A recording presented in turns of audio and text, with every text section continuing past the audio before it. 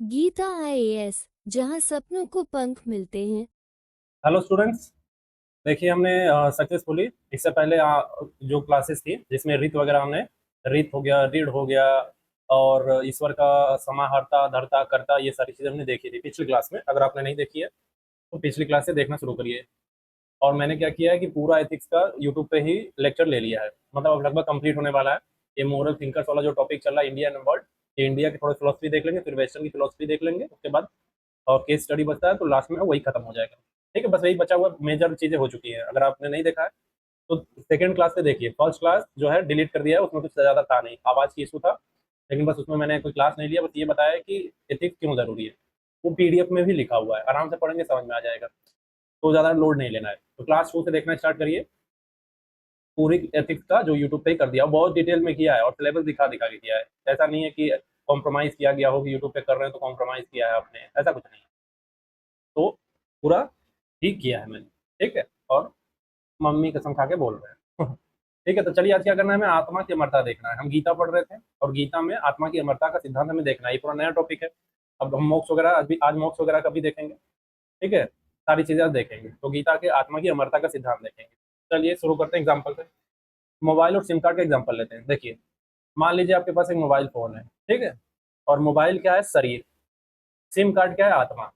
तो अगर मोबाइल टूट जाएगा, खराब हो जाएगा या पुराना हो जाएगा तो आप क्या करते हैं, आप सिम कार्ड जो निकाल कर नए मोबाइल में डाल देंगे। ठीक, तो क्या सिम कार्ड जो है खत्म हो गया है? नहीं। जवाब है नहीं होगा। तो सिर्फ मोबाइल बदला, सिम वही है। यानी गीता क्या करिए, शरीर जो है मोबाइल की तरह है और आत्मा जो है सिम कार्ड की तरह। शरीर जन्म लेता है, बूढ़ा होता है, मर जाता है, लेकिन आत्मा नहीं मरती। वह एक शरीर छोड़कर दूसरे शरीर में चली जाती है। समझ में आ गया? सिम कार्ड, आत्मा, मोबाइल, शरीर। मोबाइल खराब हो सकता है, सिम कार्ड चेंज कर दिया जाएगा दूसरे मोबाइल। यही गीता कहती है। अब कपड़ों वाला एग्जांपल लीजिए जो बहुत फेमस है और आप जानते भी हैं। जब आपके कपड़े पुराने हो जाते हैं तो आप उन्हें बदल लेते हैं। पुराना कपड़ा यानी पुराना शरीर, नया कपड़ा यानी नया शरीर, और कपड़े पहनने वाला व्यक्ति आत्मा। समझ में आ गया? यानी कपड़े बदलने से व्यक्ति नहीं बदलता है, इसी तरह शरीर बदलने से आत्मा नहीं बदलती है। तो भगवान श्री कृष्ण क्या बोलते हैं कि जैसे मनुष्य पुराने वस्त्र त्याग कर नए वस्त्र धारण करता है, वैसे ही आत्मा जो है पुराने शरीर को त्याग कर नया शरीर धारण करती है। एक और एग्जांपल लीजिए, कार और ड्राइवर वाला। तो इमेजिन करिए कि एक ड्राइवर कार चला रहा है। कार क्या है, शरीर है। ड्राइवर क्या है, आत्मा है। ठीक है, अगर कार का दुर्घटनाग्रस्त हो जाएगा तो कार नष्ट हो सकती है, लेकिन ड्राइवर बच सकता है और दूसरी कार चला सकता है। इसी प्रकार मृत्यु में शरीर समाप्त होता है, आत्मा नहीं। ठीक, अब बिजली और बल्ब का उदाहरण लीजिए। एक कमरे में बल्ब जल रहा है, तो बल्ब क्या है, शरीर है, और बिजली जो इलेक्ट्रिसिटी है आत्मा है। अगर बल्ब फूट जाए तो बिजली मर जाती है? सवाल पूछ रहा हूँ कि अगर बल्ब फूट जाए तो क्या बिजली मर जाएगी? तो जवाब है नहीं। तो बिजली जो है दूसरे बल्ब में प्रकाश दे सकती है। इसी तरह शरीर नष्ट हो सकता है लेकिन आत्मा बनी रहती है। समझ में आ गया? तो विज्ञान और मनोविज्ञान से समझिए। क्या विज्ञान क्या कहता है कि ऊर्जा न तो उत्पन्न की जा सकती है और न ही नष्ट की जा सकती है, केवल उसका रूप बदला जा सकता है। तो गीता आत्मा को एक ऐसी ही चेतना यानी कॉन्शियसनेस मान रही है जो शरीर के नष्ट होने पर भी समाप्त नहीं होती, बल्कि एक नए रूप में आगे बढ़ जाती है। ठीक, समझ में आ गया? एग्जाम्पल के लिए समझाने के लिए बोला गया है। हालांकि जो आधुनिक विज्ञान है अभी आत्मा के अस्तित्व के को जो है सिद्ध या असिद्ध नहीं कर पाया है। देखिए मैं बोल रहा हूँ सिद्ध या असिद्ध नहीं कर पाया है। ठीक है, तो दोनों अभी इस सिचुएशन में है कि पता नहीं है कि नहीं है। ठीक है, लेकिन जो चेतना यानी कॉन्शियसनेस का रहस्य जो है आज भी विज्ञान में के लिए एक बहुत बड़ा प्रश्न बना हुआ है। समझ में आ गया? लेकिन जो गीता में आत्मा की अमरता है, हम उसके बारे में बात करें। तो अर्जुन को यह ज्ञान क्यों दिया गया कि आत्मा अमर है, आत्मा मर नहीं सकती?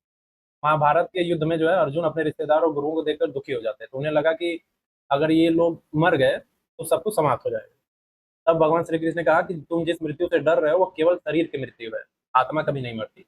इसलिए कर्तव्य से पीछे मत हटो, अपनी ड्यूटी करो।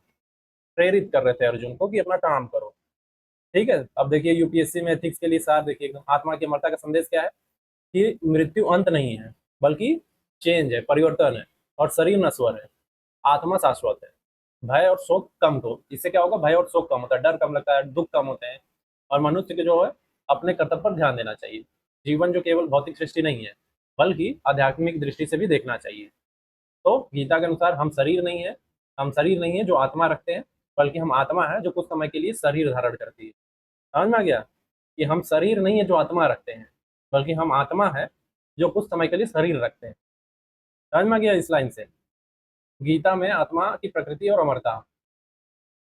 गीता के अनुसार हमारा असली स्वरूप शरीर नहीं बल्कि आत्मा है, और शरीर बदलता है लेकिन आत्मा कभी नहीं बदलती। अब देखिए, आत्मा अविनाशी, इसका मतलब समझिए। अविनाशी, अक्षय, अबाध्य, ये आत्मा के बारे में बताया जाता है। मान लीजिए कि आपके मोबाइल में एक महत्वपूर्ण डेटा है, मोबाइल टूट सकता है, स्क्रीन फूट सकती है, बैटरी खराब हो सकती है, लेकिन यदि डेटा क्लाउड में सुरक्षित है तो मोबाइल के नष्ट होने पर भी डेटा नष्ट नहीं होगा। यानी गीता क्या करिए, शरीर मोबाइल है और आत्मा डेटा। शरीर खत्म हो सकता है लेकिन आत्मा नहीं। यानी डेटा का क्लाउड पे स्टोरेज डेटा है, वो खत्म नहीं होगा। मोबाइल फाइल टूट जाए कोई फर्क नहीं पड़ता। ठीक है। जैसे एक श्लोक है बहुत फेमस, नैनम छिंदंती शस्त्राणि नैनम दहती पावक। बहुत फेमस है, सभी जानते हैं इसके बारे में, सुना भी होगा। नैनम छिंदंती शस्त्राणि नैनम दहती पावक। यानी कोई हथियार आत्मा को काट नहीं सकता और कोई आग उसे जला नहीं सकती। ठीक है। तो हम इस सिद्धांत से व्यक्ति में मृत्यु के भय को कम कर देते हैं, साहस बढ़ता है इससे, और कर्तव्य पालन की शक्ति आ जाती है। आत्मा नित्य है और शाश्वत है। यानी नित्य है, शाश्वत है, सनातन है, अनबॉर्न है, अज है, ये बोलते हैं इसके लिए। तो कल्पना करिए कि इस सिनेमा स्क्रीन पर फिल्म चल रही है। फिल्म फिल्म बदलती रहती है, कभी एक्शन, कभी कॉमेडी, कभी दुख होता है, लेकिन स्क्रीन जो है वही रहती है। जो स्क्रीन होता है वो नहीं बदलता। तो गीता कहती है फिल्म क्या है, जीवन की घटना है। स्क्रीन क्या है, आत्मा। यानी घटनाएं बदलती है, आत्मा नहीं। समझाने के लिए बोल रहे हैं, ये फिल्म का एग्जाम्पल, स्क्रीन का एग्जाम्पल, ये भगवत गीता से जोड़ा जा रहा है। जो भगवत गीता में समझाया गया आत्मा की अमरता, उसको समझाने के लिए मैं ये बहुत सारे एग्जाम्पल ले रहा हूँ। मेन बात यही है कि आत्मा शाश्वत है, नहीं मरती, इतना ही है आत्मा की अमरता का। बाकी मैं एग्जाम्पल ले लेके समझा रहा हूँ, जो जो श्लोक बताए गए हैं आपको समझाने के लिए। और जो अर्जुन जो मोह में पड़ गया था, अर्जुन को उस मोह से बाहर निकालने के लिए और अपनी ड्यूटी का भान कराने के लिए, उसको अवेयर करने के लिए भी, तो अपना ड्यूटी करो, बाकी सब छोड़ो। ठीक है। इसके लिए आपको समझाया जा रहा है, जब आप आईएएस ऑफिसर बनेंगे तो आप बहुत बार हो सकता है कि इमोशनल हो जाए, ऐसी सिचुएशन आ सकती है, तो बोला जाएगा कि अपना कर्तव्य करिए, इमोशनल मत होइए। ठीक है। दूसरा एग्जाम्पल देखिए, आकाश हमेशा रहता है, बादल आते हैं, बारिश होती है, तूफान आता है, लेकिन आकाश पर कोई प्रभाव नहीं पड़ता। ठीक है। वैसे ही आत्मा जीवन की घटनाओं से प्रभावित नहीं होती है। श्लोक है, न जायत म्रियते व कदाचित। न जायते म्रियते व कदाचित, मतलब आत्मा कभी जन्म नहीं लेती, आत्मा न कभी जन्म लेगी और न कभी मरती है। ठीक। मनोविज्ञान की एक आधार साइकोलॉजी में कॉन्सेप्ट है ऑब्जर्विंग सेल्फ। यानी हमारे भीतर का एक ऐसा दृष्टा, विटनेस कॉन्शियसनेस, कॉन्शियसनेस होता है जो विचारों और भावनाओं को देखता है। ठीक है। तो गीता इसी को आत्मा की दिशा में एक पहला कदम मानती है। समझाने के लिए बोल रहे हैं, ऑब्जर्विंग सेल्फ साइकोलॉजी में है, यानी विटनेस कॉन्शियसनेस, हमारे भीतर एक ऐसा दृष्टा है, होता है जो विचारों और भावनाओं को देखता है। ठीक। आत्मा शरीर बदलती है, अब ये वर्ड आया, यानी पुनर्जन्म। अब आत्मा शरीर बदलती है, ये बोला गया है भगवद गीता में। तो पुनर्जन्म का कॉन्सेप्ट आता है यहाँ से। पुनर्जन्म, आवागमन, देहांतरण, यानी transmigration of soul, cycle of birth and death and reincarnation, ये सब। ठीक है। अब आसान भाषा में समझिए एक एग्जांपल से। आप स्कूल में यूनिफॉर्म पहने, कॉलेज में अलग कपड़े पहने, नौकरी में अलग अलग कपड़े पहने, तो क्या हर बार व्यक्ति बदल गया है? तो जवाब होगा नहीं, सिर्फ कपड़े बदले हैं। तो गीता क्या करिए, शरीर कपड़े और आत्मा पहनने वाला व्यक्ति। समझ में आ गया? ये री इनकारनेशन भी यहीं से आता है, पुनर्जन्म का कॉन्सेप्ट। ठीक है। तो एक और उदाहरण लीजिए वीडियो गेम का। एक खिलाड़ी क्या है, वीडियो गेम खेल रहा है, अगर उसका एक अवतार जो है खत्म हो जाए तो वो नया अवतार ले सकता है। खिलाड़ी वही रहता है। समझ में आया? वीडियो गेम में होता है ना अवतार वाला कॉन्सेप्ट, अवतार उनका खेल रहा होता है, अपना एआई अवतार बना लिया। अब एआई अवतार खत्म हो सकता है कि टेक्निकल इशू हो, खराब हो जाए, तो नया बना लेगा। आदमी तो वही रहता है। ठीक है। तो अवतार क्या है, शरीर है, और प्लेयर क्या है, आत्मा। हाँ, प्लेयर क्या है, आत्मा। ठीक है। मतलब आप हमेशा रहेंगे, आपका जो अवतार है वीडियो गेम के अंदर वो बदल सकता है। वैसे ही असल जीवन में आप जो है, आपकी जो आत्मा है हमेशा रहेगी, लेकिन आपका शरीर बदला बदल जा सकता है पुनर्जन्म लेके, कपड़े बदलेगा। लोग देखिए, वांसासी जीर्णानि यथा विहाय, वांसासी जीर्णानि यथा विहाय, मतलब ये है कि जैसे मनुष्य पुराने कपड़े छोड़कर नए पहनता है, वैसे ही आत्मा पुराने शरीर को छोड़कर नए शरीर ग्रहण करती है। समझ में आ रहा होगा? तो क्या बोला जा रहा है एथिक्स से, कि ये विचार क्या है, व्यक्ति को क्या सिखा रहा है कि कर्म इंपॉर्टेंट है, शरीर अस्थायी है, और अच्छे कर्म जो है भविष्य को प्रभावित करेंगे। ठीक। आत्मा ईश्वर का अंश है, डिविनिटी ऑफ सोल। आत्मा ईश्वर का अंश है, मतलब जीव आत्मा, इंडिविजुअल सोल, परमात्मा, अंश अंशी संबंध, पार्टनर वोल्ट रिलेशनशिप। मतलब समुद्र में एक बूंद पानी निकाल लो, तो बूंद जो है छोटी है, समुद्र बड़ा है, लेकिन दोनों का स्वभाव एक ही है, तो दोनों पानी है। ठीक। तो यहाँ समुद्र कौन है? परमात्मा। बूंद कौन है? जीवात्मा। ठीक है, दोनों ही एक है, यानी दोनों का स्वभाव एक ही है। दोनों क्या है? पानी। अब सूर्य और उसकी किरणों का एग्जांपल लीजिए, तो सूर्य क्या है? परमात्मा मान लीजिए, किरण मान लीजिए उसका आत्मा, जो सूर्य से किरणें निकलती है, आत्मा। तो किरण जो है सूर्य से अलग दिखती है, लेकिन उसका स्रोत जो है सूर्य ही है। अब एक श्लोक देखिए कि भगवद गीता में बोला गया कि ममय वांसो जीव लोके जीव भूत सनातन। ठीक है, तो मतलब इसका ये है कि सभी जीव आत्माएं मेरे ही सनातन अंश है। सनातन अंश मतलब जो कभी खत्म नहीं होने वाले, वो मेरे ही अंश है। यानी जब व्यक्ति समझ लेता है कि मैं केवल शरीर नहीं हूँ, मैं परमात्मा का अंश हूँ, तब उसमें जो है करुणा, सेवा, समानता, अहिंसा, ऐसे गुण विकसित होने लगते हैं। जब तक वो मानता है कि मैं शरीर हूं ना, तब तक ये अहंकार, नफरत, ईर्ष्या भावना ये जन्म ली रहती है। और जैसे ही ये हटती है, जब मान लेता है कि नहीं मैं परमात्मा का अंश हूं, जब इस बात का एहसास हो जाता है जहन तक, केवल बोलने से नहीं होगा कि मैंने पढ़ लिया तो ये मैंने जान लिया, आपने केवल इन्फॉर्मेशन गैदर कर लिया है, लेकिन वो आत्मा अपने जहन तक उतर जाए, समझ में आ जाए, दिखने लगे, तब आप में करुणा, सेवा, समानता और ये अहिंसा जैसे गुण विकसित होने लगते हैं अपने आप। ठीक है, तो देखिए कहानी सुनिए, पूरे गीता का सार देखते हैं। एक दिन अर्जुन ने युद्ध भूमि में अपने रिश्तेदारों को देखा और कहा, यदि ये मर गए तो सब कुछ खत्म हो जाएगा। तब श्री कृष्ण ने क्या कहा? तुम शरीर को देख रहे हो, आत्मा को नहीं। आत्मा कभी नहीं मरती, शरीर केवल वस्त्र है, आत्मा ईश्वर का अंश है। इसलिए मोह छोड़कर अपना ड्यूटी करो, अपना कर्तव्य करो। तो आपको आत्मा के चार मुख्य गुण को याद रखना है, तो ऐसे याद रखिए। अविनाशी, ए, ई फॉर इटर्नल यानी नित्य शाश्वत, टी यानी ट्रांस माइग्रेशन यानी पुनर्जन्म, और स्पार्क ऑफ गॉड गॉड यानी ईश्वर का अंश, यानी AETS फॉर्मूला, ऐसे याद रखिए। सॉरी, अविनाशी, इटर्नल, ट्रांस माइग्रेशन और spark of God. Transmigration पुनर्जन्म, स्पार्क ऑफ गॉड ईश्वर का अंश, और नित्य शाश्वत और अविनाशी इटर्नल। यानी आत्मा के चार गुण है, वो अविनाशी है, नित्य है, शाश्वत है, पुनर्जन्म हो सकता है, यानी आत्मा कपड़े बदलती है ना, तो यहाँ पे पुनर्जन्म का कॉन्सेप्ट यहीं से आता है। फिर ईश्वर का अंश है। ठीक है, ये चार मुख्य गुण है आत्मा के। अब जब भी आपसे पूछा जाए आत्मा के चार गुण बताओ अकॉर्डिंग टू भगवत गीता, तो भगवत गीता के अकॉर्डिंग आपको बता देना है। मेन बात आपको भगवत गीता का ये ज्ञान देना नहीं है, मेन बात है आपको क्या सिखाती है भगवत गीता। इसमें बार बार ड्यूटी ड्यूटी, करुणा, कंपैशन, ये सब वर्ड आ रहे हैं ना, वो आपके एथिक्स के वैल्यूज से जुड़ते हैं। और एथिक्स के वैल्यूज में कंपैशन और ये सारी चीजें, ड्यूटी, इंटीग्रिटी, ड्यूटी, कर्तव्य, ये सब पढ़ाया गया है। पिछली क्लासेस देखेंगे पढ़ाया गया, और उसी को रिलेट किया जा रहा है आपकी पुरानी धरोहर से। मतलब जो हमारे साथ आपने आर्ट एंड कल्चर में पढ़ते होंगे ना कि हमें अपने धरोहर को भी संरक्षित रखना चाहिए, तो हमारे किताबें भी उसमें आती हैं हमारी संस्कृति कल्चर में। तो हमारी संस्कृति और कल्चर में जो किताब है भगवत गीता, भगवत गीता में क्या क्या बताया गया है उसको जीएस एथिक्स से रिलेट करके आपको बताया जा रहा है, ताकि जब ये सब अपने उत्तर में लिखेंगे, आप ऐसे में निबंध में लिखेंगे, आप अपने एथिक्स के पेपर में लिखेंगे, तो आपके उत्तर की प्रभावशीलता जो है बहुत ज्यादा बढ़ जाती है। ठीक है, तो अगर ये चार बातें आपको याद हैं तो क्या है, गीता की आत्मा संबंधित पूरी तत्व मीमांसा समझ में आ जाएगी आपको। ये चार बातें ही याद रखनी है, अविनाशी, नित्य शाश्वत, पुनर्जन्म और ईश्वर का। तो मैंने बताया कि पुनर्जन्म का कॉन्सेप्ट कैसे आ रहा है। आत्मा शरीर बदलती है, अरे सॉरी, जो आत्मा जो है, आत्मा शरीर बदलती है, इसका मतलब क्या है? शरीर बदल लिया मतलब एक शरीर छोड़ा दूसरा शरीर लिया, यानी पुनर्जन्म का कॉन्सेप्ट यहीं से आ रहा है। ठीक है, तो ये सिद्धांत केवल धार्मिक नहीं है, बल्कि ड्यूटी, फियरलेसनेस, सेल्फ कंट्रोल और पब्लिक सर्विस जैसे यूपीएससी जीएस 4 का जो एथिक्स के वैल्यूज है, उनसे, उनकी नींव बना देता है, उनसे जुड़ता है। अब देखिए आत्मा की अमरता में इसका हम थोड़ा अपने जीवन में कैसे इसका प्रैक्टिकल वे में इसको देख सकते हैं, उसके बारे में बताते हैं। यानी क्या है कि आत्मा की अमरता जो है, मरने के बाद क्या होगा, केवल इतना नहीं है। यानी ये क्या है, असली उद्देश्य क्या है इसका, कि हम जो है डर, दुख, अहंकार और निराशा से ऊपर उठकर बेहतर जीवन जी सके। इसलिए आत्मा की अमरता का कॉन्सेप्ट आया है।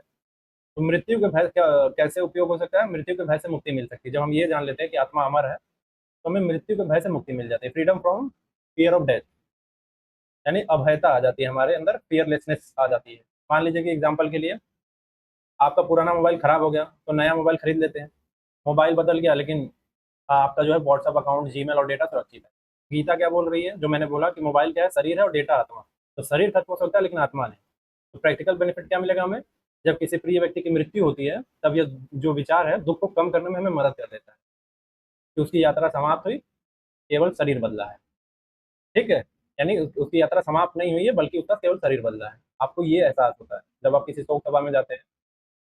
अगर कोई प्रिय है आपका, कोई नजदीकी गुजर गया, तो आपको ये दुख कम करने में मदद कर देता है। आत्मा की अमरता वाला कॉन्सेप्ट। दूसरा, कर्मों के प्रति जिम्मेदारी, लॉ ऑफ कर्मा, यानी कर्मा थ्योरी। यानी अच्छे जो बताया था कर्म थ्योरी में, जो अच्छे कर जैसा करोगे वैसा पाओगे, जैसा बोओगे वैसा काटोगे। यानी अच्छे कर्म पुण्य, बुरे कर्म तो पाप। प्रैक्टिकल बेनिफिट क्या है? अगर इस प्रैक्टिकल बेनिफिट इसका ये है कि चोरी नहीं करता। जब ये जान जाता है कि आप अगर अच्छे कर्म करोगे तो पुण्य मिलेगा और बुरे कर्म करोगे तो पाप मिलेंगे, और आप ये पाप और पुण्य के हिसाब से आपके अगला जन्म डिसाइड हो जाएगा। यही बताया गया था आपको कॉन्सेप्ट, पूरा कर्म सिद्धांत पाप पुण्य सब पिछले क्लासेस में सबको जोड़ देंगे तो ठीक है। तो कर्म सिद्धांत जब पढ़ाया था तो बताया था ना, प्रारब्ध कर्म ये सारी चीजें संचित कर्म, तो उस कर्म के हिसाब से आपको अगला जन्म मिलेगा। जब ये अच्छा से ज्ञान हो जाता है तो क्या होता है, व्यक्ति क्या करता है, चोरी नहीं करता है। वो जानता है कि चोरी करेगा तो पाप में गिना जाएगा, फिर मेरा अगला जन्म खराब हो जाएगा। तो पाप नहीं करता, झूठ नहीं बोलता, दूसरों को नुकसान नहीं करता, क्योंकि उसे पता है कि कर्म का फल वापस आएगा। तो ये बेनिफिट मिल जाता है। यानी नैतिक बनाने के लिए प्रयास कर रहे हैं लोग। जो भी वो भगवत गीता में लिखा गया है, तो आपको नैतिक बनाने की कोशिश किया जा रहा है। ठीक है कि पाप करोगे तो दिक्कत हो जाएगा, मतलब खराब काम करोगे तो दिक्कत होगी तुमको अगले जन्म में, तो अभी सुधर जाओ। ठीक है। और असफलता में भी हिम्मत रखना सिखाता है हमें, आत्मा की अमरता में। ठीक है, मान लीजिए कि आपने यूपीएससी में पहली बार असफल हो गए, दो तरीके हैं, सब खत्म हो गया, ये सोचना, और ये हो सकता है दूसरा तरीका क्या हो कि यह मेरी यात्रा का एक पड़ाव है, मैं फिर कोशिश करूंगा। ये गीता का दूसरा दृष्टिकोण है जो सिखा रही है हमें। ठीक है, दो दृष्टिकोण से सीखते हैं हम इससे। तो इससे क्या होता है, व्यक्ति डिप्रेशन से बच जाता है, जल्दी हार नहीं मानेगा और संघर्ष करता रहता है। समझ में आया? असफलता में भी हिम्मत रखना। चौथा, सभी के प्रति दया रखना। ये देखिए, कंपैशन सिखाता है। यानी एक ही बिजली से पंखा चलता है, बल्ब जलता है, टीवी चलता है। उपकरण अलग है लेकिन बिजली एक ही है। तो गीता क्या कह रही है, शरीर अलग अलग है लेकिन आत्मा का स्रोत एक ही है, परमात्मा। तो इसका इस सीख से प्रैक्टिकल बेनिफिट क्या मिलेगा कि इससे क्या होगा, व्यक्ति जाति देकर भेदभाव नहीं करता है, गरीबों की मदद करेगा, पशुओं पर अत्याचार नहीं करता।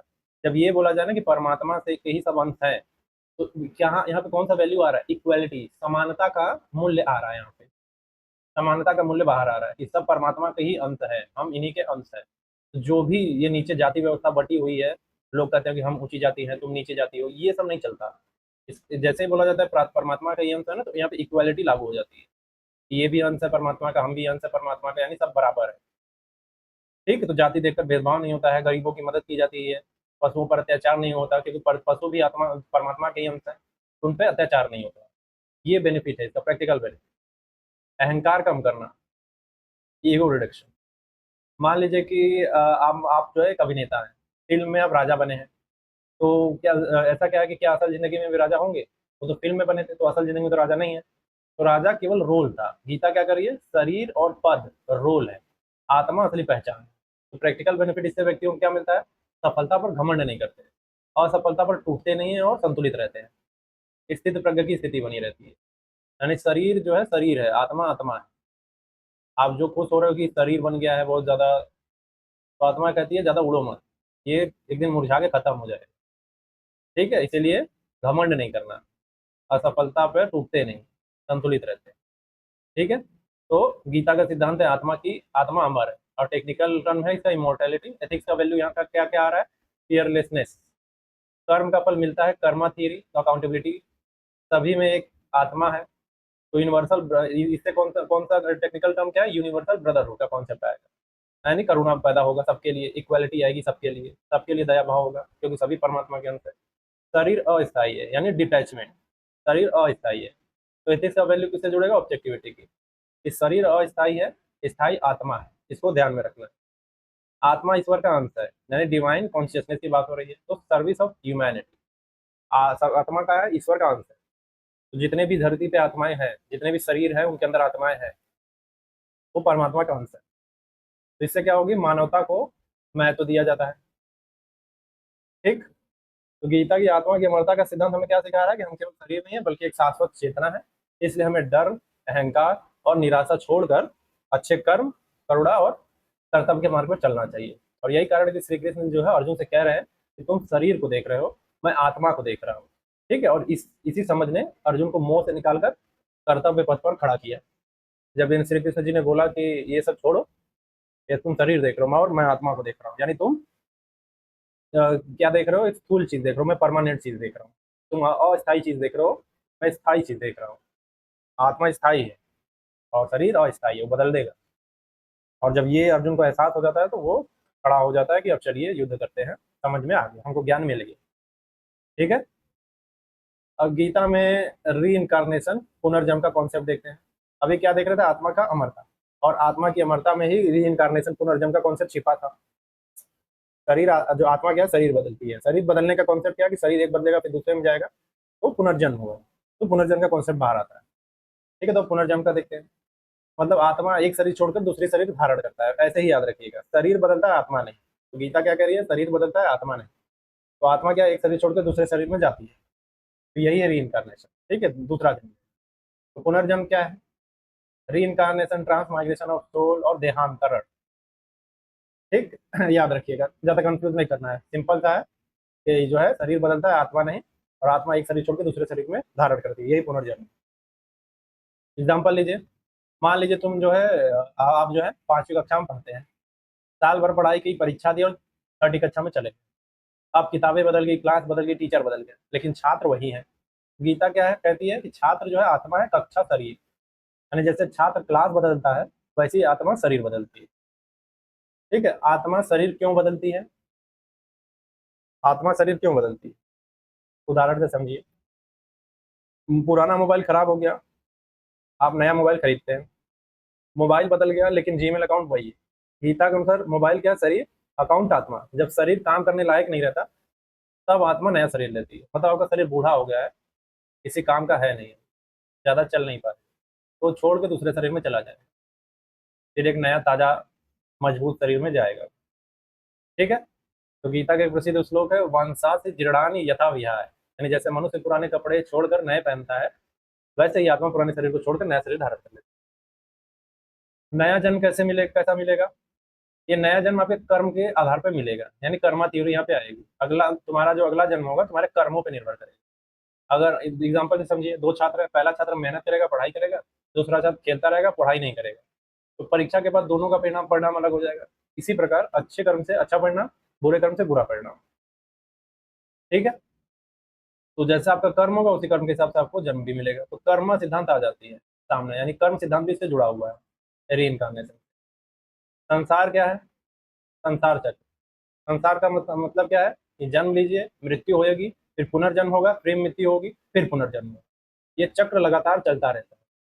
जब आपसे पूछा जाए ना कि संसार क्या है और संसार चक्र क्या है, तो आपको क्या बताना है, जन्म मृत्यु पुनर्जन्म, फिर मृत्यु, जन्म फिर मृत्यु, फिर पुनर्जन्म, यही चक्र चलता रहेगा। जन्म लीजिए, मृत्यु लीजिए, जन्म पुनर्जन्म होगा, फिर मृत्यु होगा, फिर पुनर्जन्म होगा, फिर मृत्यु होगा, फिर पुनर्जन्म, फिर मृत्यु, ये चक्र लगातार चलता रहेगा।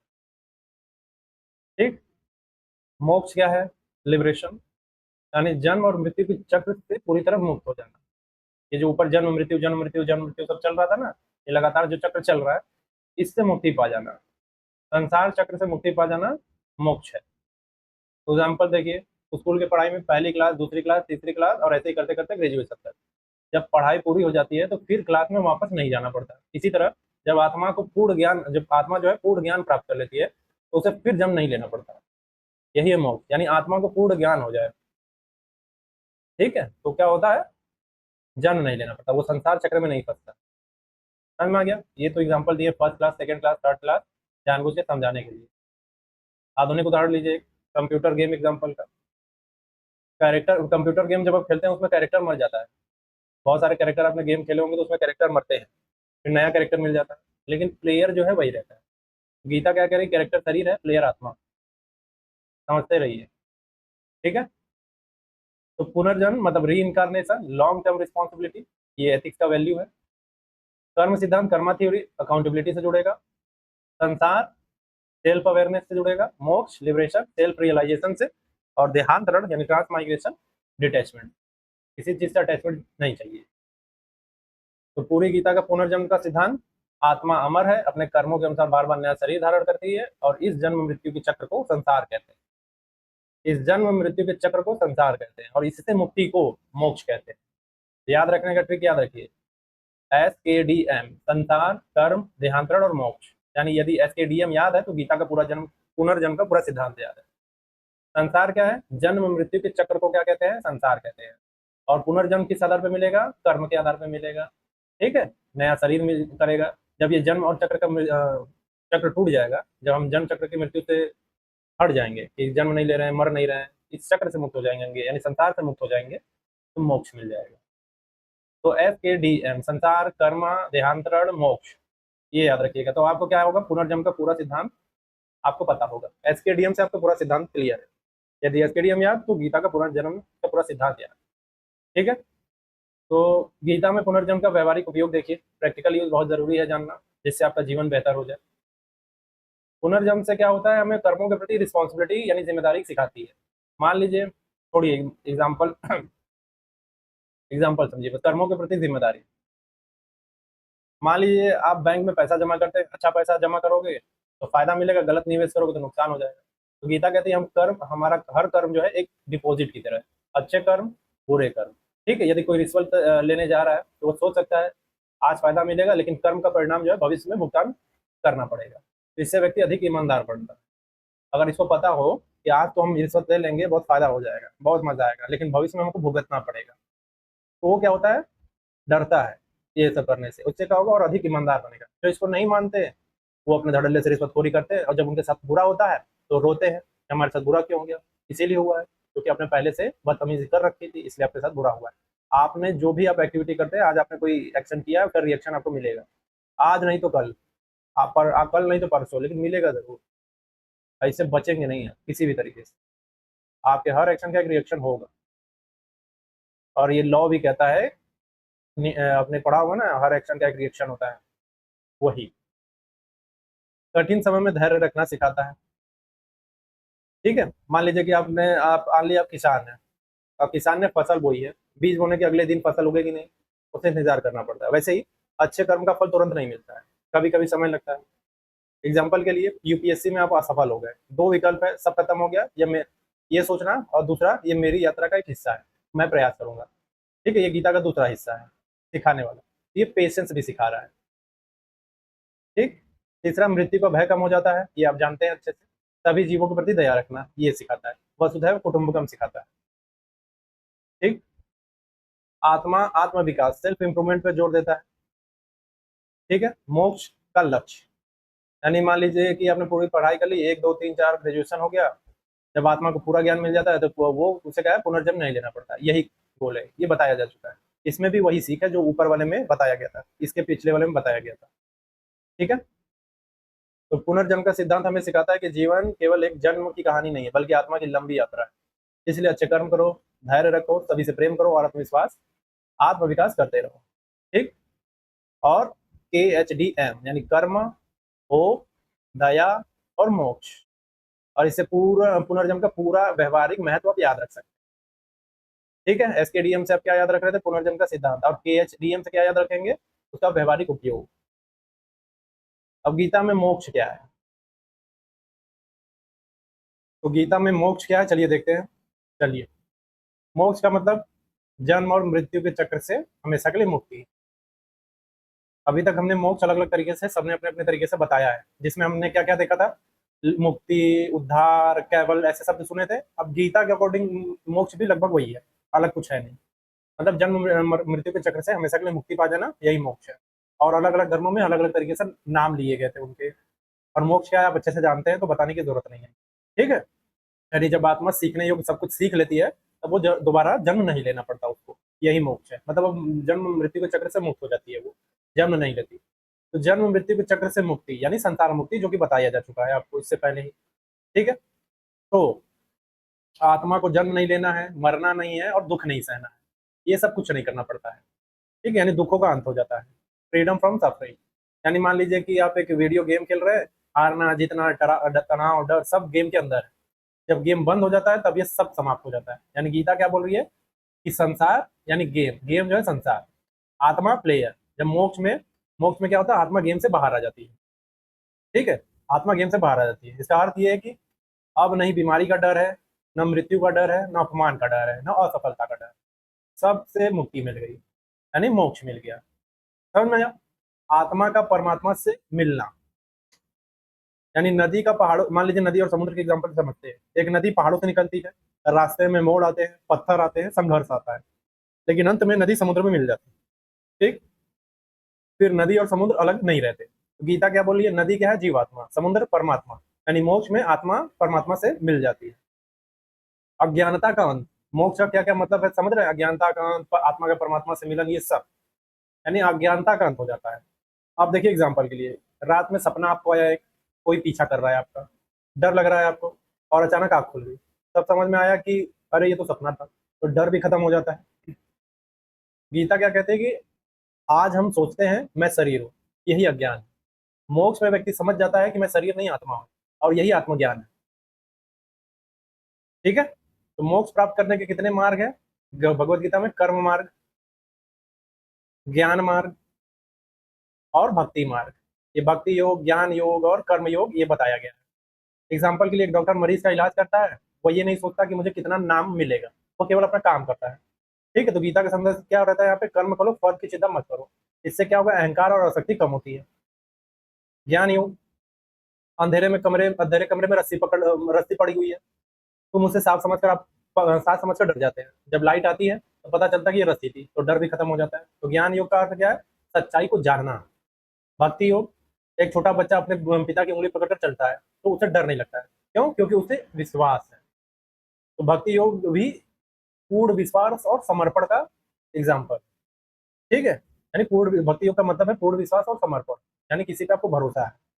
तो मोक्ष के सिद्धांत में क्या क्या आएगा? संसार से मुक्ति, दुखों से ऊपर उठना, आत्मज्ञान हो जाना, निस्वार्थ कर्म करना, ईश्वर में समर्पण, सत्य का ज्ञान हो जाना, यानी liberation, detachment, self realization, karma yoga, bhakti योग, और ज्ञान योग। संसार से मुक्ति, इनर फ्रीडम, दुखों से ऊपर उठना, इमोशनल इंटेलिजेंस, आत्मज्ञान, विजडम, निस्वार्थ कर्म, पब्लिक सर्विस, ईश्वर समर्पण, ह्यूमिलिटी, और सत्य का ज्ञान हो जाना, ऑब्जेक्टिविटी। ठीक, तो पूरी गीता का मोक्ष सिद्धांत क्या है? कहानी से देखिए। कल्पना करिए कि एक छात्र जो है बार बार परीक्षा देता है, कभी पास कभी फेल, फिर वो मेहनत करता रहता है। ठीक है, अच्छे कर्म करता है, ज्ञान प्राप्त करता है, अच्छे कर्म करता है, और आखिरकार वो ग्रेजुएशन कर लेता है। अब उसे फिर से परीक्षा नहीं देनी पड़ती। तो गीता कहती है परीक्षा क्या है? जन्म, जन्म के समान, और स्कूल संसार है, छात्र आत्मा, और ग्रेजुएशन मोक्ष है। यानी अब आपको दोबारा ग्रेजुएशन नहीं करना है, दोबारा आपको स्कूल में नहीं जाना है, आप मुक्त हो चुके हैं अब उन सब चीजों से। ठीक है, तो याद रखने का ट्रिक क्या है मोक्ष का? कर्म योग, भक्ति योग और ज्ञान योग, ये तीन रास्ते हैं भगवत गीता में मोक्ष पाने के। यानी मोक्ष का अर्थ क्या है? आत्मा का जन्म मृत्यु के चक्र से, दुख से, अज्ञान अहंकार से मुक्त होकर परम शांति यानी परमात्मा को प्राप्त कर लेना, परम शांति पा जाना और परमात्मा की प्राप्ति कर लेना। ठीक है, और गीता के तत्व मीमांसा का अंतिम और सर्वोच्च लक्ष्य यही है, यानी मेटाफिजिक्स का तत्व मीमांसा पढ़ रहे थे ना, तो इसका अंतिम लक्ष्य यही है। तो मोक्ष का व्यवहारिक उपयोग क्या है? जीवन का एक बड़ा लक्ष्य मिल जाता है आपको। ठीक, तनाव और चिंता कम होती है, अहंकार कम हो जाते हैं आपके, अच्छे कर्म करते हैं आप, सुख दुख में संतुलन रहता है, संभाव रखते हैं आप, मृत्यु को स्वीकार कर लेते हैं।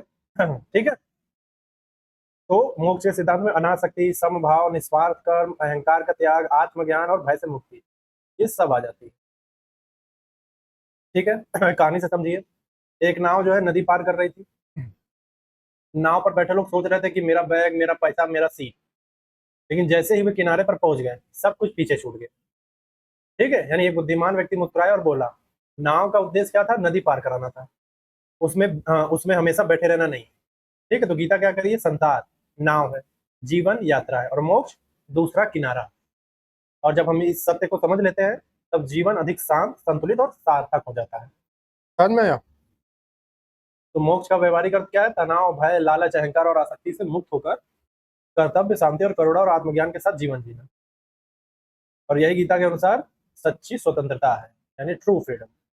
ठीक, अब देखिए हम कब से पढ़ रहे थे तत्व मीमांसा, तत्व मीमांसा, अब हम थोड़ा तत्व मीमांसा और नीति मीमांसा समझ लेते हैं, थोड़ा सा जल्दी जल्दी, फिर खत्म करेंगे। ठीक है, तत्व मीमांसा नीति मीमांसा समझ लेंगे तो आसानी हो जाएगी सारी चीजें समझने के लिए। ठीक है, तो कल्पना करिए कि आप एक कार चला रहे हैं। अब दो सवाल पैदा होंगे। पहला, ये कार बनी कैसे? इंजन क्या है? पेट्रोल कहाँ से आता है? तो ये तत्व मीमांसा का सवाल है। दूसरा सवाल, कार कैसे चलानी है? ट्रैफिक नियम क्या है, लाल बत्ती पर रुकना चाहिए या नहीं, ये नीति मीमांसा का सवाल है। एग्जाम्पल से समझा रहे थे, मुख्य रूप से समझिए क्या है। तत्व मीमांसा का मतलब क्या है? तत्व मीमांसा पूछती है कि ये संसार वास्तव में क्या है, यह सत्य की खोज यानी सर्च ऑफ अल्टीमेट रियलिटी है, समझ में आया? और तत्व मीमांसा किन प्रश्नों को पूछती है? वास्तविकता, आत्मा, ईश्वर, ब्रह्मांड, स्वतंत्र स्वतंत्र इच्छा, इन सबके उत्तर खोजती है प्रश्नों के, कि फ्री विल है या नहीं, ये ब्रह्मांड क्या है, ईश्वर है या नहीं है, आत्मा क्या है, वास्तविकता क्या है, इन सब प्रश्नों के उत्तर। ठीक है, एग्जाम्पल के लिए, जब एक बच्चा आपसे पूछता है ना कि मैं कौन हूँ, मैं कहाँ से आया हूँ, मरने के बाद क्या होगा, भगवान है या नहीं, तो ये सभी तत्व मीमांसा मेटाफिजिक्स के प्रश्न है। तो तत्व मीमांसा में आत्मा यानी गीता क्या कहती है? तुम शरीर नहीं आत्मा हो। ठीक है, यानी गीता में आत्मा की बात आ रही है, पुनर्जन्म की बात आ रही है, मोक्ष की बात आ रही है। ठीक है, तो ये सब क्या है? तत्व मीमांसा के प्रश्न है, यानी तत्व मीमांसा के बारे में बताया जा रहा है। तो तत्व मीमांसा क्या है? आत्मा क्या है, ईश्वर क्या है, संसार क्या है, इस तरीके के प्रश्न आना। तत्व मीमांसा यानी क्या है। फिर नीति मीमांसा, नीति मीमांसा पूछते हैं कि हमें कैसे जीना चाहिए, या सही और गलत का विज्ञान। मतलब नीति मीमांसा में किन प्रश्नों को पूछती है कि सही क्या है, गलत क्या है, कर्तव्य क्या है, न्याय क्या है, नैतिक मूल्य क्या है, ये सब। एग्जाम्पल के लिए, आप सड़क पर चलते हैं, चलते हुए पर्स पा जाते हैं, दो विकल्प है आपके पास, पैसा रख ले या मालिक को वापस कर दे। तो यहाँ प्रश्न क्या है? सही क्या है, और यही नीति मीमांसा है। मतलब पैसे रख ले कि वापस कर दे, इसमें से सही क्या है? जब ऐसे प्रश्न है, ये नीति मीमांसा का सवाल है। ठीक है, तो गीता में नीति मीमांसा कहाँ है? निष्काम कर्म, यानी एक शिक्षक जो, निष्काम कर्म का मतलब एक शिक्षक जो है बच्चों को पढ़ा रहा है, वो केवल वेतन के लिए नहीं पढ़ा रहा है, अपना कर्तव्य निभा रहा है। तो निष्काम कर्म ये नीति मीमांसा का हिस्सा, गीता में नीति मीमांसा का हिस्सा है। सत्य यानी सत्य निष्ठा, सत्य के बारे में, ये नीति मीमांसा का प्रश्न है। अहिंसा, नॉन वायलेंस, ये नीति मीमांसा का प्रश्न है। ठीक है, तो तत्व मीमांसा और नीति मीमांसा का संबंध क्या है? एग्जाम्पल समझिए, मान लीजिए आप मानते हैं कि आत्मा अमर है और कर्मों का फल मिलता है, तो ये तत्व मीमांसा है। और आप अब सोचेंगे मुझे अच्छे कर्म करने चाहिए, तो ये नीति मीमांसा है। समझ में आया? आत्मा अमर है और कर्मों का फल आपको मिलेगा ही मिलेगा, तो ये तत्व मीमांसा है। फिर आप सोचेंगे कि अगर ऐसा है तो मुझे अच्छे कर्म करने चाहिए। ठीक है, तो ये नीति मीमांसा है। बिलीव, बिहेवियर, बिलीव तत्व मीमांसा, बिहेवियर नीति मीमांसा। यानी तत्व मीमांसा क्या है? विश्वास है, और नीति मीमांसा बिहेवियर, बिहेव करना है वैसा, यानी आपको नैतिक बनाने का प्रयास किया जा रहा है। ठीक है, एग्जाम्पल के लिए अगर कोई मानता है सजीव जीवों में भी, सभी जीवों में एक आत्मा होती है, एक ही आत्मा है, तो वो क्या करेगा? भेदभाव नहीं करेगा, दया करेगा, करुणा दिखाएगा, तो यही एथिक्स बन जाता है। कि ये इसका बिलीव है, तत्व मीमांसा कि सभी जीवों में आत्मा है, यानी ये तत्व मीमांसा का प्रश्न आ गया। ये आत्मा, इसका बिलीव है। तो बिहेव क्या करेगा नीति मीमांसा में? भेदभाव नहीं करेगा, डिस्क्रिमिनेट नहीं करेगा, कंपैशन रखेगा, ठीक है, करुणा दिखाएगा, और ये एथिक्स का प्रश्न है, एथिक्स बन जाएगा, यानी नीति मीमांसा आ जाएगा। ठीक, तो तत्व मीमांसा क्या है? मैं कौन हूँ, आत्मा, ईश्वर, पुनर्जन्म, मोक्ष। और नीति मीमांसा मुझे कैसे जीना चाहिए। तत्व मीमांसा में अपने बारे में प्रश्न आता है कि मैं कौन हूँ, फिर नीति मीमांसा में मुझे कैसे जीना चाहिए, सत्य, अहिंसा, कर्तव्य, निष्काम कर्म, करुणा, ये सब नीति मीमांसा का हिस्सा हो जाएगा। तो तत्व मीमांसा हमें बताती है कि संसार, आत्मा, ईश्वर क्या है, जबकि नीति मीमांसा हमें बताती है कि हमें इस संसार में कैसे जीना चाहिए। समझ में आया? और ये दोनों मिलकर भारतीय दर्शन का नींव बनाते हैं, और यूपीएससी आपके जीएस एथिक्स, GS4 का भी बुनियाद रखते हैं। ठीक है, अब देखिए, हम देखेंगे तत्व मीमांसा में बहुत सारी बातें आती हैं एग्जिस्टेंस, अस्तित्व के बारे में, तो उनको थोड़ा समझते हैं। तो तत्व मीमांसा के बारे में आप जान चुके हैं। ठीक है, यानी जो दिखाई, फिजिक्स में Meta physics, Meta plus physics, तो फिजिक्स जो दिखाई देता है, मेटा उसके परे यानी बियॉन्ड। मेटा फिजिक्स बोल रहे थे ना, मेटा फिजिक्स, उसको अगर डिवाइड करेंगे तो मेटा का मतलब होता है उसके परे, बियॉन्ड। फिजिक्स मतलब जो दिखाई नहीं देता, जो दिखाई नहीं देता उसके परे। ठीक, जो दिखाई देता है उसके परे। तो जो दिखाई देने वाली दुनिया के पीछे छिपे हुए सत्य को खोजे, वो तत्व मीमांसा है, मेटाफिजिक्स। अस्तित्व क्या है, ये मेटाफिजिक्स में हम जा रहे हैं, तो अस्तित्व क्या है यानी एग्जिस्टेंस क्या है। ऑन्टोलॉजी बोलते हैं अस्तित्व मीमांसा, यानी ऑन्टोलॉजी जो है मेटाफिजिक्स की सबसे महत्वपूर्ण शाखा है। ये पूछती है कि वास्तव में अस्तित्व यानी एग्जिस्टेंस क्या है। एग्जाम्पल के लिए, रात में सपना देखा कि आप IAS बन गए, बड़ी गाड़ी है, हजारों लोग सलाम कर रहे हैं, जी साहब, जी साहब, जी साहब।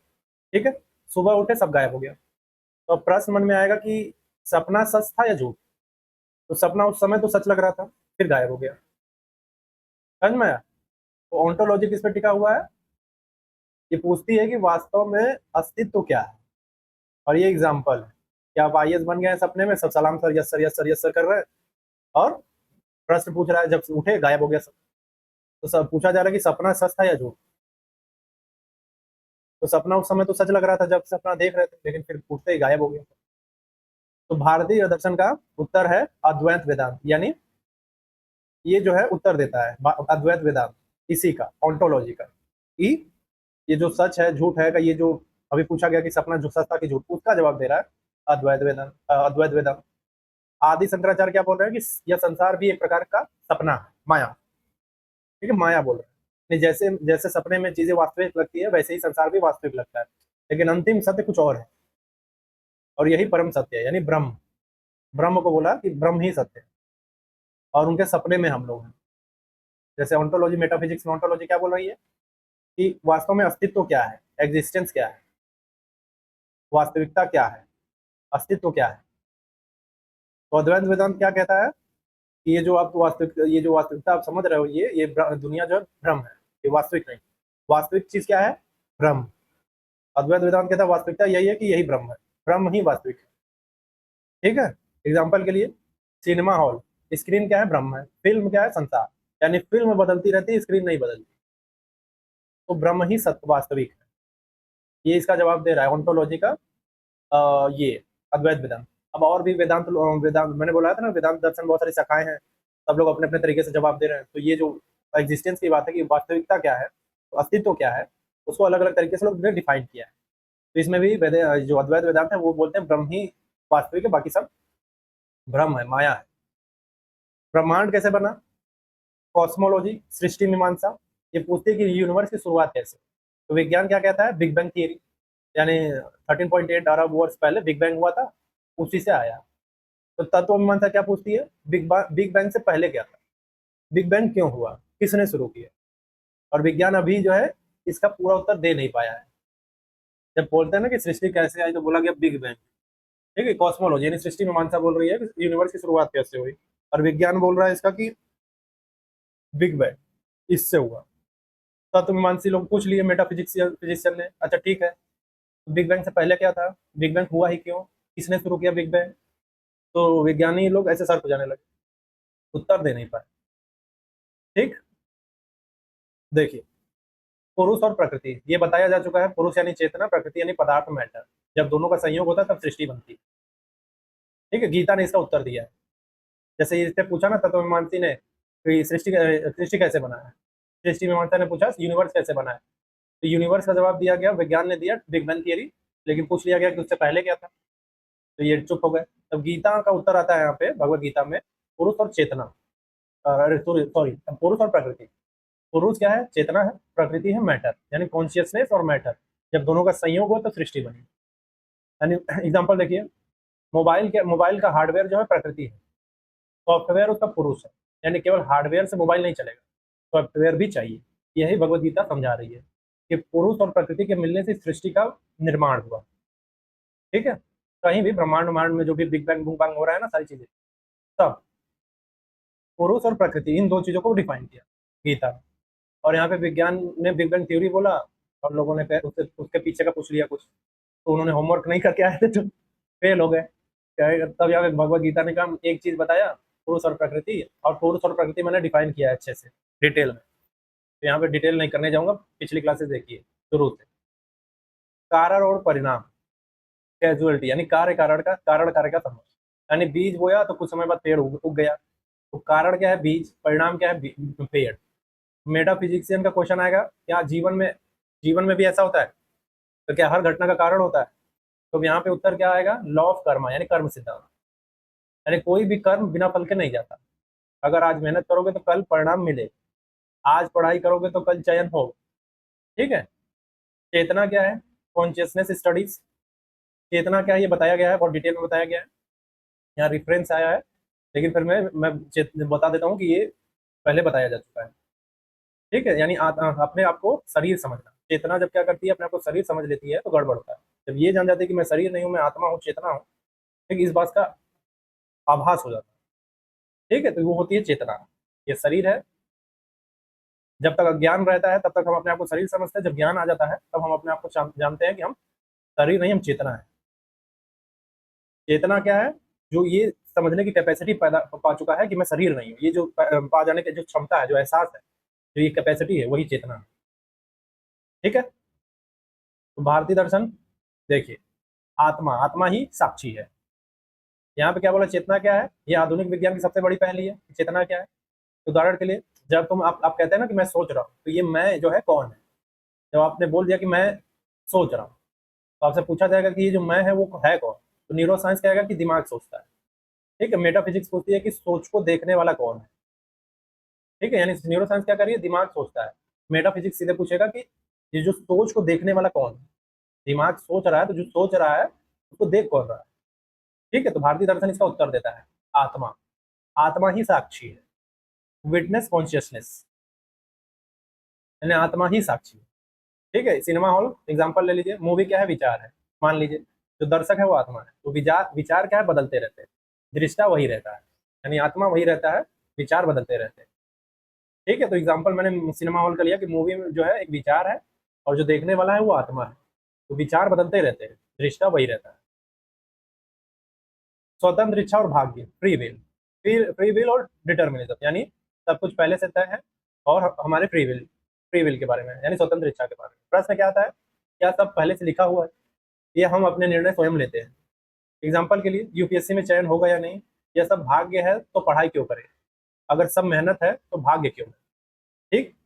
तो भगवत गीता का उत्तर आता है इसमें, दोनों का मिक्स, कि पुराने कर्म जो है भाग्य है, और वर्तमान कर्म जो है स्वतंत्र इच्छा है। पुराने कर्म जो है भाग्य बन जाएंगे आपके, और वर्तमान कर्म जो है आपका स्वतंत्र इच्छा बन जाएगा। यानी एग्जाम्पल के लिए, तुम्हें खेत मिला, ये भाग्य है, खेती कैसे करोगे? तुम्हारी स्वतंत्र इच्छा है। नीति मीमांसा से इसका संबंध समझिए। तत्व मीमांसा क्या पूछती है? मैं कौन? नीति मीमांसा पूछती है कि मुझे कैसे जीना चाहिए। ठीक है। अगर आप मानते हैं कि आत्मा अमर है, तो आप सोचेंगे कि चोरी नहीं करनी चाहिए, अच्छे कर्म करने चाहिए, करुणा रखनी चाहिए, तो यही एथिक्स पैदा हो जाएगी यहीं पे। ठीक है। समझ में आया? कि जब आपके पुराने कर्म भाग्य बन जाएंगे, वर्तमान कर्म आपकी स्वतंत्र इच्छा बन जाएगी। यानी आपको मान लीजिए इस जन्म में खेत खेत खलियान को मिल गया, आप अमीर घर में पैदा हो गया, आपका भाग्य है। ठीक है, पुराने कर्मों के हिसाब से। अब जब खेती कर रहे हैं तो ये आपकी स्वतंत्र इच्छा है। अब आप धरती पे हैं, आपको मिल गया है, आप जो कर रहे हैं वो आपकी स्वतंत्र इच्छा, फ्री विल। समझ में आया? मेटाफिजिक्स में ontology, cosmology, consciousness, causality, God, यानी मैं कौन हूँ, संसार कैसे बना, चेतना क्या है, कर्म और फल, ईश्वर क्या है, इन सब के बारे में भगवत गीता ने बहुत अच्छे से बता दिया गया, और डिटेल में हमने किया भी है। ठीक है। हाँ। एथिक्स में क्या आता है? कर्तव्य आएगा, इंटीग्रिटी आएगा, कंपैशन आएगा, जस्टिस आएगा, सेल्फ सर्विसेस आएगा, इन सब के बारे में है। तो याद कैसे रखना है कि मेटाफिजिक्स रियलिटी के बारे में पूछता है, यानी सत्य क्या है। एथिक्स क्या पूछता है? मोरालिटी के बारे में, सही क्या है। मेटाफिजिक्स रियलिटी, एथिक्स मोरालिटी, यानी तत्व मीमांसा हमें सत्य खोजने की कला सिखाती है, जबकि नीति मीमांसा उस सत्य के अनुसार जीवन जीने की कला सिखा रही है। ठीक है। और यही कारण है कि गीता में पहले आत्मा, पुनर्जन्म, मोक्ष समझाया गया, फिर कर्मयोग, ज्ञान योग, भक्ति योग सिखाया गया। ये सब इसके बाद आए। ठीक। एक एक करके चीजें आपने समझ ली, नीति मीमांसा भी समझ लिया, लेकिन हम नीति मीमांसा को और डिटेल में थोड़ा देखते हैं।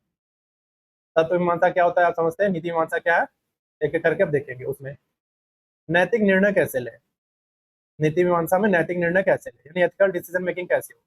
एग्जाम्पल के लिए, मान लीजिए अस्पताल में एक मरीज है, उसे सच बताने से वो डर जाएगा, तो डॉक्टर क्या करे? सच बोले या झूठ बोले? यहीं से क्या शुरू होता है? एथिक्स। तो नैतिकता के दो प्रमुख सिद्धांत है, एक कर्तव्यवादी नैतिकता यानी डीओंटोलॉजी, और एक परिणामवादी नैतिकता यानी यूटिलिटेरियनिज्म।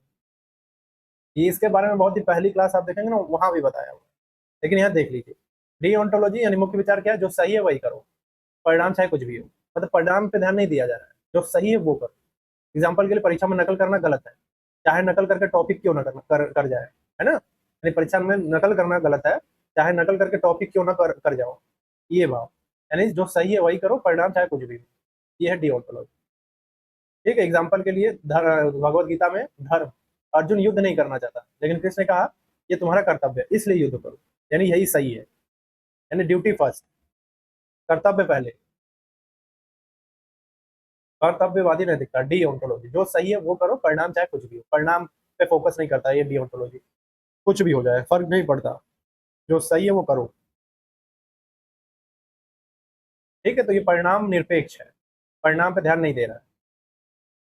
ये केवल कह रहा है कि काम करो, जो सही है वही करो। परिणामवादी नैतिकता, यूटिलिटेरियनिज्म, इसका मुख्य विचार है कि जिससे अधिक लोगों को भला हो वही सही है। ठीक है, मान लीजिए कि आपके झूठ बोलने से 10 लोगों की जान बच सकती है, तो परिणामवादी कहेंगे कि झूठ बोलना सही है क्योंकि परिणाम अच्छा है, यानी परिणाम पे फोकस है। यानी झूठ बोलना है झूठ बोल दो, कुछ भी करना है कर दो, बस फायदा होना चाहिए, लोगों को नुकसान ना हो। जिससे लोगों को फायदा हो झूठ बोल सकते हो, ये है यूटिलिटेरियन। ज्यादा से ज्यादा लोगों को भला हो जाए, यानी परिणाम को ध्यान में रखा जा रहा है, यानी रिजल्ट पे फोकस किया जा रहा है। शुभ और अशुभ, गुड और इविल। शुभ क्या है? सत्य बोलना, मदद करना, दया करना। अशुभ क्या है? चोरी करना, हिंसा करना, धोखा देना। तो प्रश्न क्या आएगा? चोरी गलत क्यों है? तो इसका जवाब होगा क्योंकि विश्वास तोड़ती है और समाज को नुकसान पहुंचाती है। यही एथिक्स का अध्ययन है। ठीक है, हम एथिक्स पढ़ रहे हैं, यानी नीति मीमांसा को समझ रहे हैं अच्छे से।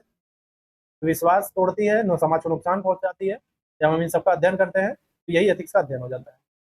नैतिक गुण यानी वर्चूज, वर्चूज एथिक्स यानी अच्छा। प्रश्न क्या आएगा यहाँ पे? अच्छा इंसान कौन है? तो अच्छा इंसान कौन है? ऑनेस्टी, इंटीग्रिटी, करेज, कंपैशन, पेशेंस, ह्यूमिलिटी। जब ये सब जो रखेगा वो अच्छा इंसान है। यानी मान लीजिए कोई अधिकारी रिश्वत देने से मना कर दे, और ये केवल अच्छा काम नहीं है बल्कि उसके चरित्र को भी दिखा रहा है। ठीक है, यही क्या है? वर्च्यूज एथिक्स का आधार है। स्थित प्रज्ञ, आप जानते हैं अच्छे से क्या होता है। हर स्थिति में शांत रहना। न्याय और अधिकार, जस्टिस और राइट, ये भी आप जानते हैं, बताने की जरूरत नहीं है। ठीक है, तत्व मीमांसा और नीति मीमांसा का संबंध क्या है? तत्व मीमांसा, आत्मा अमर है। एथिक्स क्या है? हत्या नहीं करनी चाहिए, यानी आत्मा अमर है। तो एथिक्स क्या बोलेगा यहाँ पे? हत्या नहीं करनी चाहिए, हिंसा नहीं करनी चाहिए, करुणा रखनी चाहिए। अब कोई ये बोले कि आत्मा अमर है, शरीर तो बदलता रहता है, तो शरीर बदल देते हैं इसका मार के। ठीक है, तो ऐसा नहीं। ये हमें ये भी सिखाती है, आत्मा अगर अमर है तो उसका सम्मान करो, जिस शरीर में है उस शरीर का सम्मान करो, उसकी हत्या ना करो। क्यों? क्योंकि वो परमात्मा का अंश है, और परमात्मा का अंश उस शरीर को चुना हुआ है। उसको मारो मत, हत्या नहीं करनी है, हिंसा नहीं करनी है, करुणा रखनी चाहिए। ठीक है, एग्जाम्पल दो। कर्मों का फल मिलता है, ये मेटाफिजिक्स में बोला जाता है। तो फिजिक्स में क्या होगा? ईमानदार रहो, रिश्वत मत दो, दूसरों को नुकसान मत पहुंचाओ, ये होगा। सभी में एक ही आत्मा है, ये माना जाता है मेटाफिजिक्स में। एथिक्स में क्या होगा?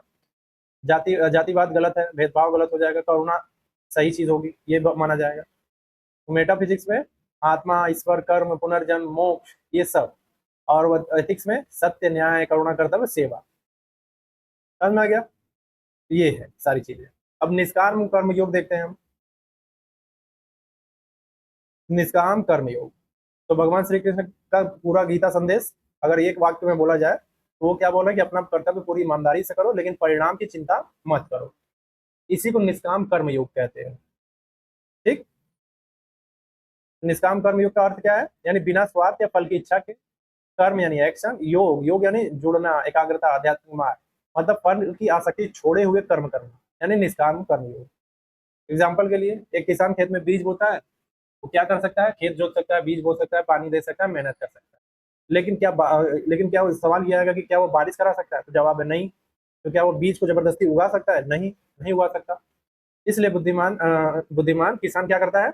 मैं अपना काम पूरी ईमानदारी से करूंगा, बाकी परिणाम प्रकृति पे छोड़ दूंगा। यही निष्काम करनी होगी, आसक्ति नहीं लगाना। हाँ, तो गीता का प्रसिद्ध श्लोक है, कर्मण्येवाधिकारस्ते मा फलेषु कदाचन।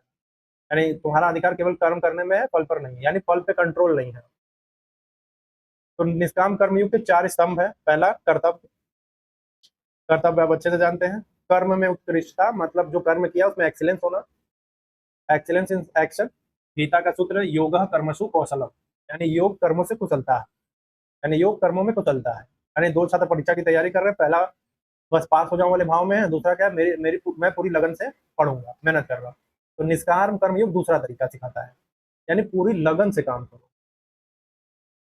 समझ में आया? योगः कर्मसु कौशलम, और योग कर्मों में कुशलता है, पूरी कुशलता से करो, जो भी काम करो बेटर करो, जबरदस्त करो। ठीक है, तीसरा स्तंभ है कि फल की चिंता छोड़ना, अटैचमेंट नहीं, डिटैचमेंट चाहिए। एक बल्लेबाज मैदान में उतरेगा, उसका ध्यान किस किस पर होना चाहिए? शतक बनेगा या नहीं, इस पे नहीं। लोग क्या कहेंगे? छोड़ दो। मैन ऑफ द मैच मिलेगा या नहीं, ये भी छोड़ दो। अगली गेंद कैसे खेलनी है, बस इस पे ध्यान लगाना है। ठीक है, तो ये निष्काम कर्मी होगा। ठीक, चौथा है अहंकार का त्याग, यानी ईगोलेस एक्शन। एक एग्जांपल के लिए, एक टीम ने प्रोजेक्ट पूरा किया, गलत सोच क्या है, सब मैंने किया, और सही सोच क्या है, सबकी मेहनत और ईश्वर की कृपा से हुआ। यह है निष्काम कर्मयोग।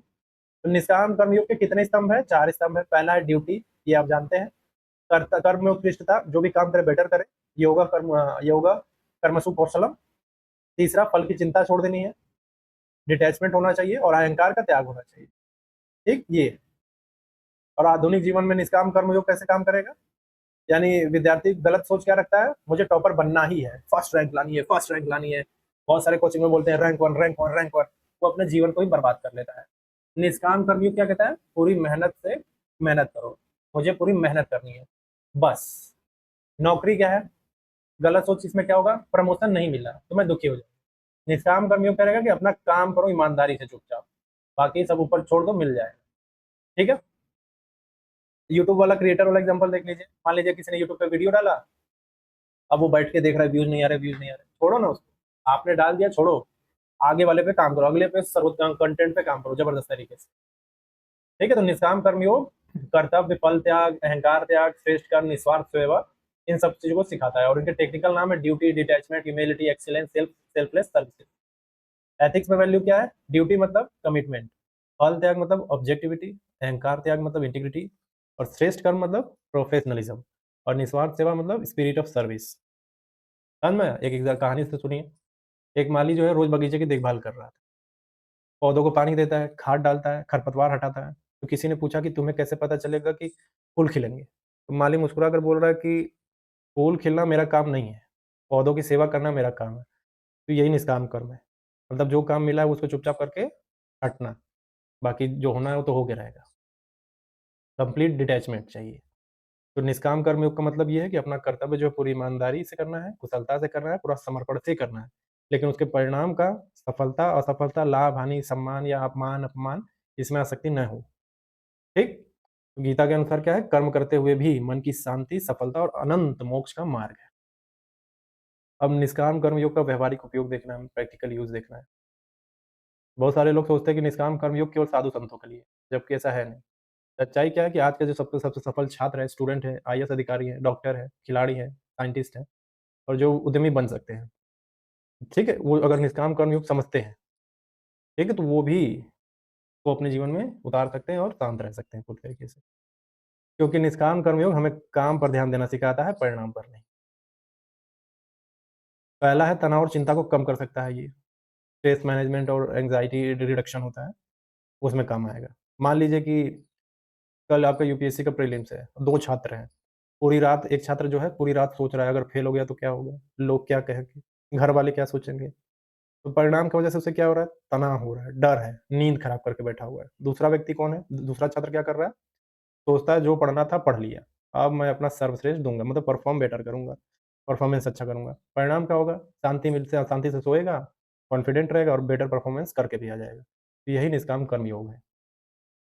काम में उत्कृष्टता, excellence in work, professional efficiency. Example से समझिए, एक क्रिकेटर है, बल्लेबाज़ी कर रहा है। अगर वो बार-बार जो है स्कोर बोर्ड देखता रहेगा, 100 बने या नहीं, तो उसका ध्यान भटक जाएगा। लेकिन अगर वो अपनी अगली गेंद पर फ़ोकस करे कि मुझे अगली गेंद को कैसे टैकल करना है, कैसे बेहतर खेलना है, इस पे ध्यान देगा, तो ये क्या है? निष्काम कर्म। स्कोर बोर्ड नहीं देख रहा है, खेलने पे फ़ोकस कर रहा है, काम पे फ़ोकस कर रहा है कि मैं कितना बेहतर तरीके से परफ़ॉर्म कर सकता हूँ। अगर रिज़ल्ट पे फ़ोकस करेगा तो क्या होगा? स्ट्रेस हो जाएगा। अगर अपने प्रोसेस पे फ़ोकस करेगा, जिस प्रोसेस से गुज़र रहा है, तो सफलता मिलेगी उसको, बेटर परफ़ॉर्म करेगा। रिज़ल्ट नहीं देखना कि क्या होने वाला है, क्या नहीं होने वाला, बस जो करना है, जो कर रहा है, उसको बस अच्छे से परफ़ॉर्म करते रहें। तीसरा, असफलता को स्वीकार करना, फेलियर एक्सेप्टेंस। एग्ज़ाम्पल के लिए, मान लीजिए आपका कोई भी यूट्यूब का वीडियो वायरल नहीं हुआ। आप क्या है, गलत सोचते हैं कि मैं बेकार हूँ। निष्काम कर्मयोग क्या बोलेगा कि मैंने पूरी मेहनत की, अब मैं अगले वीडियो को और बेहतर बनाऊँगा। तो ये क्या है? ग्रोथ माइंडसेट है। निस्वार्थ सेवा चौथा, यानी सेल्फलेस सर्विस। एग्ज़ाम्पल से समझिए, बाढ़ आ गई है कहीं गाँव में, एक व्यक्ति जो है राहत राहत सामग्री बाँट रहा है। वो फ़ोटो नहीं खींच रहा है, वो मतलब फ़ोटो नहीं खिंचवा रहा है कि देखिए हम आपकी मदद कर रहे हैं। भैया मदद कर रहे हैं, चावल खिला रहा है आपको, क्योंकि आप बाढ़ में फँसे हुए हैं। फ़ोटो नहीं, वो सामग्री बाँटते हुए आगे बढ़ रहा है और सोशल मीडिया पे कोई पोस्ट वगैरह डाल नहीं रहा है। वो क्या कर रहा है? केवल मदद कर रहा है। तो ये क्या है? निष्काम कर्म है, यानी सेवा के लिए सेवा करना। आंतरिक शांति पाँचवाँ, इनर पीस। एग्जाम्पल से समझिए इसको। दो व्यापारी है, पहला जो है दिन रात चिंता में रहे, लाभ हानि की फिक्र लगा के बैठा हुआ है। दूसरा क्या है, ईमानदारी से काम कर रहा है, परिणाम को स्वीकार कर लेगा जो भी हो, तो रात को चैन से सोएगा। दूसरा क्या है, दूसरा क्या करेगा, क्योंकि उसका मन परिणाम से बंधा नहीं है, चैन से सोएगा दूसरा वाला। और क्यों सोएगा चैन से, क्योंकि उसका परिणाम से कोई लगाव नहीं है, जो भी होगा वो देखा जाएगा वाले भाव में, जो होगा देखा जाएगा, चुपचाप पहले अपना काम तो कर ले, फिर बाद में देखेंगे क्या होगा क्या नहीं होगा। ठीक है, इस तरीके से। तो देखिए, अगर जो यूपीएससी एस्पिरेंट है उनके लिए, जो सामान्य एस्पिरेंट है वो क्या क्या सोचेगा कि मेरा चयन होगा या नहीं, रैंक आएगी या नहीं, कितने लोग मुझसे आगे हैं, ये सब सोचेगा। जो निष्काम कर्मयोगी एस्पिरेंट है वो क्या सोचेगा, मुझे 8 घंटे पढ़ना है, आज मुझे करंट अफेयर पूरा करना है, आज मुझे एथिक्स का एक टॉपिक मास्टर करना है, ये सब सोचेगा। यानी रिजल्ट पर नहीं, डेली ड्यूटी पे फोकस है वो। ये क्या है, निष्काम कर्मयोगी। फल से जुड़ाव ही नहीं है पूरा, काम पे फोकस कर रहा है, परिणाम पे नहीं, काम पे फोकस, यानी कंप्लीट डिटैचमेंट है किससे, फल से, जो पाना है उसको डिटैच है उससे, वो जो प्रोसेस है उसको एंजॉय कर रहा है, मतलब उसको परफॉर्म करने की पूरी कोशिश कर रहा है। ठीक है, जैसे कोई सिविल सर्वेंट हो जाए मान लीजिए, dedication to the public service. एक आईएएस अधिकारी है जो ईमानदारी से काम करता है, जनता की सेवा कर रहा है, लेकिन हर काम के बदले प्रशंसा नहीं मिल रही है उसको। ठीक है, और उसकी उम्मीद भी नहीं करता वो क्या कर रहा है कि मुझे ड्यूटी मिल कर रहा है, हमको सैलरी मिल रही है, इससे वो ज़्यादा उम्मीद क्या करे। बस तो निष्काम कर्मयोग क्या कहता है, कर्तव्य करो, प्रशंसा और आलोचना की चिंता नहीं करनी। ठीक, यानी स्थित प्रज्ञ बनना है, स्थित प्रज्ञ। ठीक, तुम निष्काम कर्मयोग का मनोवैज्ञानिक लाभ क्या है कि फल त्याग, कॉन्सेप्ट ये है कि फल त्याग, कर्तव्य का पर ध्यान, असफलता स्वीकार करना, अहंकार का त्याग होना, सेवा भावना होना। फल त्याग मतलब रिडक्शन एंग्जाइटी साइकोलॉजी में, और कर्तव्य ध्यान मतलब फोकस, और असफलता स्वीकार करना यानी रिजिलियंस, अहंकार त्याग करना यानी इमोशनल स्टेबिलिटी हो जाएगी आप में, सेवा भावना यानी कंपैशन। तो गीता का सबसे शक्तिशाली सूत्र क्या है, कर्मण्येवाधिकारस्ते मा फलेषु कदाचन। ठीक है, तो यानी तुम्हारा अधिकार केवल कर्म करने पर, फल पे नहीं। यानी कंट्रोल किस पे है आपका, आपके काम पे, आप उसी को कंट्रोल कर सकते हैं, या तो कर सकते हैं या तो नहीं कर सकते, लेकिन जो परिणाम है उस पे आपका कोई कंट्रोल नहीं है, तो उसकी चिंता करके करेंगे क्या, तो काम पे फोकस करिए। एग्जाम्पल के लिए एक कहानी सुनिए। एक तीरंदाज जो है लक्ष्य पर निशाना लगा रहा था, गुरु ने उससे पूछा कि तुम क्या देख रहे हो। शिष्य क्या बोल रहा है, पुरस्कार, लोगों की तालियां और जीत। तो क्या होता है, वह निशाना चूक गया। क्यों, क्योंकि उन्हें पुरस्कार दिख रहा है, लोगों की तालियां, हार जीत दिख रहा है। और दूसरे शिष्य से पूछा जाता है, तो क्या मैं केवल, उससे पूछा जाता है तो जवाब देता है कि मैं केवल लक्ष्य देख रहा हूँ। तो उसका तीर जो सीधा निशाने पर लगता है। तो गुरु मुस्कुरा कर बोले, जब ध्यान कर्म पर होगा तो फल स्वयं आ जाएगा, ये वो बोल रहे हैं। ठीक है, यानी प्रोसेस को पूरी तरीके से निभाओ, परिणाम आपके हाथ में नहीं है, मतलब हाथ में ना होना कि मतलब परिणाम पे आपका कंट्रोल नहीं है। जो अभी कुछ हुआ ही, जो हुआ ही नहीं है, उस पर कंट्रोल कैसे होगा आपका, कंट्रोल किस पे किया जा सकता है, जो आप कर रहे हैं अभी।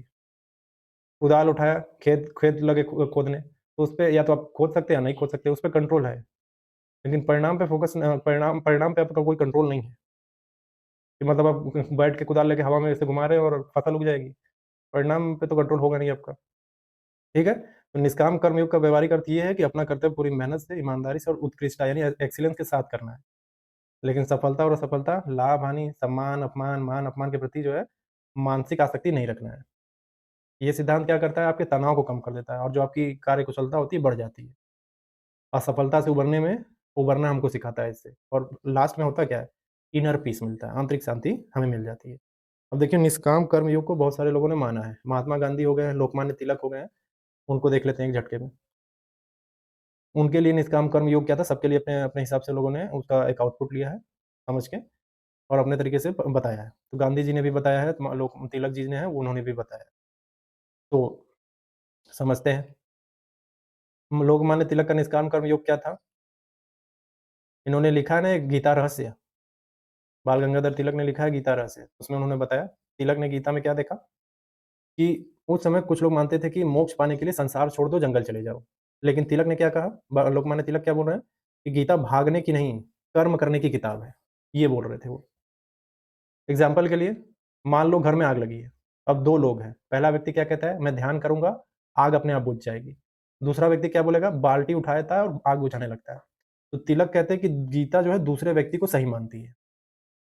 एग्जाम्पल समझ में आया, कि घर में आग लगी है और 2 व्यक्ति है, एक व्यक्ति जो है बैठ के ध्यान करने लगा कि आग अपने आप बुझ जाएगी, हाँ, सब कुछ जल के खत्म हो जाएगा तो बुझ तो जाएगी, लेकिन दूसरा व्यक्ति क्या करता है, बाल्टी उठाता है और आग बुझाने लगता है। तो तिलक क्या बोल रहा है कि गीता जो है दूसरे व्यक्ति को सही मान रही है, पहले को नहीं, कि कुछ हो रहा है, आग लग गई तो बैठ के सब कुछ अपने आप पे छोड़ दिया है। नहीं, कर्म करो, उठो, बाल्टी उठाओ और आग बुझाओ। ठीक? यानी कर्म योग, संसार में रहकर कर्तव्य करना। भगवत गीता में बोला गया ना कर्म योग के बारे में, यानी संसार में रहकर कर्तव्य करना है।